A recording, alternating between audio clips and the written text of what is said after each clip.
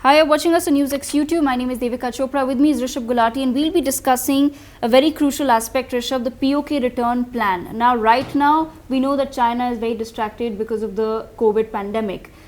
The terror attacks, unfortunately, have gone up, along our border lines. Pakistan's economy is in shambles, but somehow they're still managing to pump in that money for terrorism. Amidst all of this, Rishabh, how do we now get the focus back on POK? Okay, so you got a signal intent. Okay, it seems sort of soft and pointless, but the very fact that Doordarshan and the IMD have come together to publish the weather reports out of Gilgit-Baltistan, and the reality is that the Indian weather reports will be far more accurate because our satellite data is far more accurate from anything that the Pakistani Met Department can come up with, is a sign of intent. Now, the sign of intent can't stop there. There are many things that we can do immediately without having to physically go and occupy POK that will further signal our intent and cement our resolve. We've been running this campaign for a very long period of time, for a couple of years now. The time has come now.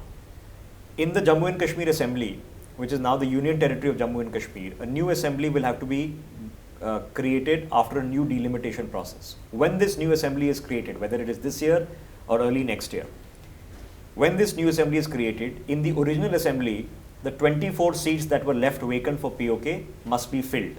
Fill those 24 seats with representatives.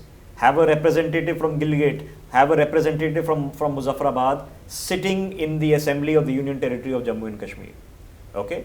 Where do you get the people from? You have almost 6 lakh POK refugees who are living in India, considered displaced persons. Within them, find the representatives. Include the Kashmiri Pandits in these 24 seats so that they get a representation within the assembly in Srinagar as it is reconstituted.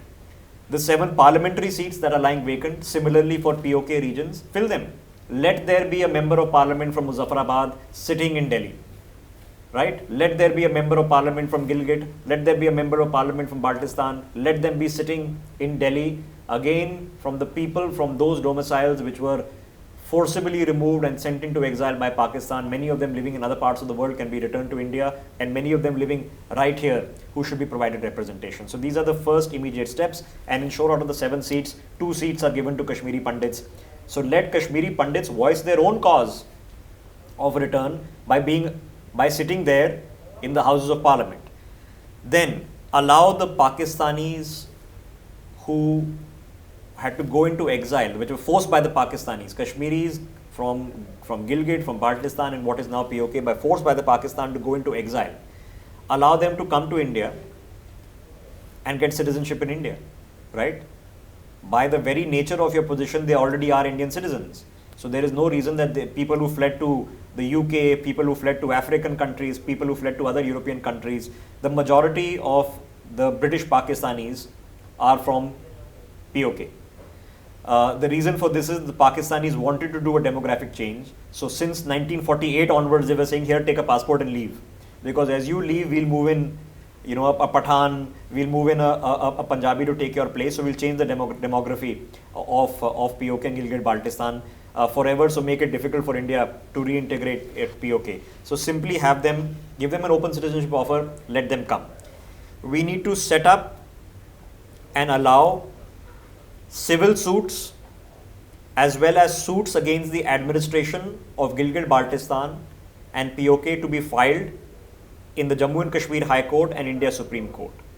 So if any resident of Gilgit-Baltistan especially and POK has a problem with the civil administration that has been imposed upon them by the Pakistanis, they should be allowed the succor and the support of India's judiciary. Allow them to file a case in the Jammu and Kashmir High Court in Srinagar, allow them to file a case in India Supreme Court, and let the courts rule on these cases. Will there be a practical change on the ground? Obviously not. But will this stamp your authority and end the problem of the Supreme Court of Pakistan ordering elections in Gilgit-Baltistan once and for all? It will go a long way. So if you are claiming, as you have maintained from 47 onwards, that this is Indian territory, then Indian jurisprudence should have to apply very, very simply. Okay, there is the concept of a government in exile, of court sitting in exile. Well, then this is sitting of a government of India, including the judiciary of India, and India's constitution, India's laws apply. And this is the next thing. All the laws of India should be made applicable immediately in Gilgit-Baltistan and POK, which means that if you are discriminated against in POK and Gilgit-Baltistan, you can file a case through a proxy in the High Court in Srinagar or file a case in the Supreme Court in India to enforce Indian laws. Okay, so this includes things like triple talaq. This includes things like privacy. This includes things like human rights. You can file them in Indian courts.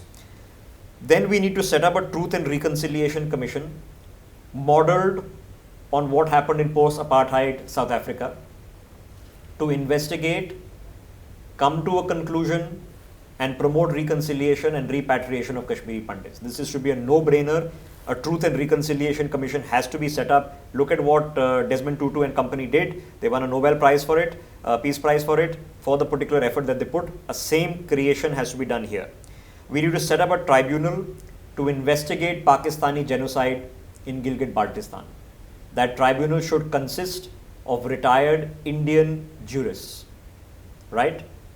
And investigate and come to a conclusion, file a report and a charge sheet against the Pakistani establishment for genocide, file that charge sheet then with the International Court of Justice and demand that they bring, just like Milosevic and Karadzic were brought before the ICJ for the genocide they did in Serbia and Kosovo. These guys need to have cases against them, even if they are posthumous cases or in absentia cases brought about the ICJ. For that, a tribunal of investigation should be set up here. We need to set up a separate tribunal specifically for the extinguishing of the Kalash tribe out of Gilgit-Baltistan.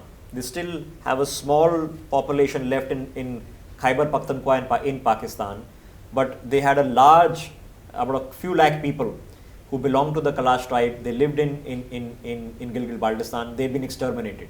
Okay, a separate tribunal needs to investigate this, and separate cases at the ICJ need to be filed against the extermination. This is genocide of a particular tribe, of an ethnic minority in Gilgit-Baltistan. Then we should be sending Pakistan a bill for all the taxes, property tax included, for Gilgit-Baltistan and POK from 1948. Let's send the Pakistanis a bill. This is what is owed to the Indian administration in due taxes from the exchequer of Pakistan, which you have stolen from us. Similarly, we need to send Pakistan a bill for all excise, import and export duties of any trade that has happened through Gilgit-Baltistan and POK, which includes the Trans-Karakoram Tract, so would include any trade that's happened through into China through CPEC. So if it is Indian territory, Indian tax laws, Indian import duties and Indian export duties apply, right? So fundamentally, we should send them a bill. This is how much trade you have officially done through Gilgit-Baltistan and POK. This is what import and export duty would be levied, and this is how much you owe us for 70 years. For that particular purpose, any trading that is taking place across the LOC needs to become to a permanent hold, not temporary holds, permanent hold.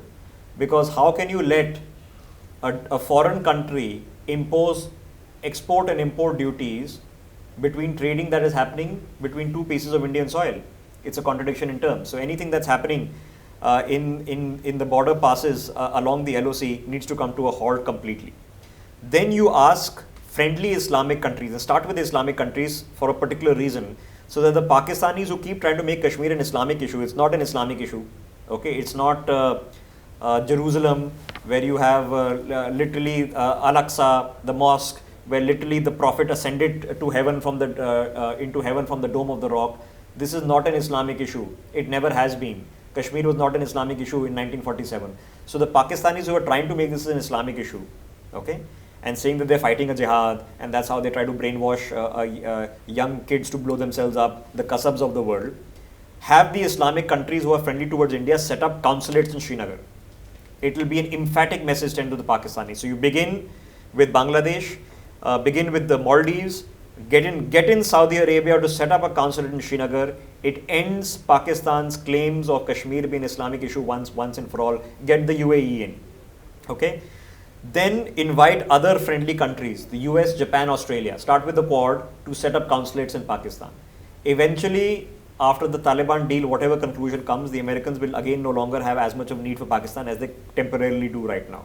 So use the opportunity and set them that now you guys set up consulates. It sends out a striking global message of all of this. And finally, we need to now have a Srinagar declaration, Devika, a declaration of intent. And what really would then that Srinagar declaration be all about? Firstly, cover what you need to cover immediately. Number one, that no territory can be ceded by Pakistan to any other power which does not belong to it. They've done it with the Shaksgam Valley. The neighboring valleys are also China dominated. That Pakistan cannot now further cede parts of Gilgit-Baltistan to a foreign power. Okay, and the foreign power is going to be China. They are actively considering it. They are probably going to do it. So we need to come up with a Srinagar declaration in advance saying that you cannot do it. Statement of intent in advance. Number two, to cover the second eventuality, that no foreign power can set up a base in POK or Gilgit-Baltistan. Number three, that no foreign firm can be given a lease in POK and Gilgit-Baltistan. So you eliminate, or at least on paper stamp, the elimination of further Chinese transgression, because if the Chinese take large parts of Gilgit-Baltistan either on a 100-year lease like they've done with Hambantota and most likely are going to do with Gwadar now, in lieu for writing off Pakistani loans, you are going to further complicate the situation. So to have a Srinagar declaration, these should be the first 3 points. Number four, we need to set up a civil administration of Gilgit-Baltistan and POK in toto. So appoint the district magistrates, appoint the district collectors, and appoint all the other administration officials, IS officials. For the IS cadre that is graduating, have an appointment for Muzaffarabad, DMO Muzaffarabad, declare them. Okay, set up an administration in absentia, which is going to be looking after a shadow administration, looking after the affairs of Gilgit-Baltistan, and make this a part of a declaration and actually appoint them, set up their offices, set up their staff, set up their salaries as that we are good to go. And then when the final integration actually takes place, hopefully sometime soon, that all these, you need to shift these people from A area to Bay Area and the administration set up completely. The declaration needs to contain that Indian court, starting with the J&K High Court and the Supreme Court of India, have legal jurisdiction over POK and Gilgit-Baltistan. Then set up a special court, and this should be part of the declaration, to try Pakistani officials, both posthumously and if need be and in absentia, for crimes committed against Indian citizens in Gilgit-Baltistan, applicable to Indian laws. Foreign genocide trial in ICJ separate, Indian laws broken in POK and Gilgit-Baltistan separately, and set up a special court to fast track these cases. And if the people who committed these atrocities are dead, well, convict them posthumously. And if they are, of course, can't attend court, try them in absentia, so be it. And finally, we should set up a special television station, radio and newspaper for POK and Gilgit-Baltistan. And this should be part of the Srinagar declaration. And finally, the part of the Srinagar declaration should be that the Pakistani army must be asked to do a total withdrawal from Jammu and Kashmir. So if you gather together and put together a Srinagar declaration and call it that, okay, the capital of the state of Jammu and Kashmir, these are the points you need to include in that, Devika. Well, Rishabh, thank you so much. That was our analysis of what the Srinagar, what the POK return plan needs to be. Thank you so much for watching. Do subscribe to our channel if you haven't already, and share this video if you like the content. For more such videos, subscribe to the NewsX YouTube channel, hit the bell icon.